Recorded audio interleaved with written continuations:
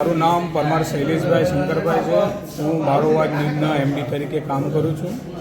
અત્યારે હાલ તોરણિયા વડેથી આશાપુરા મંદિર સુધી સિવિલ હોસ્પિટલ બાજુ હું કવરેજ કરી રહ્યો હતો। તે સમય દરમિયાન મારી પાછળ આવી ભરતજી ગેમરજી ઠાકોર જે વિદેશી દારૂનો વેપાર કરે છે તે અને તેનો કોઈ સાથીદાર એમ બંને મિત્રો સાથે મળી મારા ઉપર દંડા અને ધોકાથી હુમલો કર્યો છે। મારા સોનાની ચેન મગ મારા જે કહેવામાં આવે છે એ અને મારા સોનાની વીંટી પણ એમને ઝૂંટી લીધી છે। મારો મોબાઈલ પણ ઝૂંટી લીધો હતો, પરંતુ ત્યાંના જે આગેવાનો હતા એમના કહેવાથી મને મોબાઈલ પરત આપવામાં આવ્યો છે, પરંતુ મારી વીંટી અને મારી મગ મારાએ તેમને ઝૂંટી લીધી છે। અને આ વિદેશી દારૂનો બુટલેગર છે જે કાયના ઉપર ઘણા પણ 307ના પણ ગુના છે, 202ના પણ ગુના છે।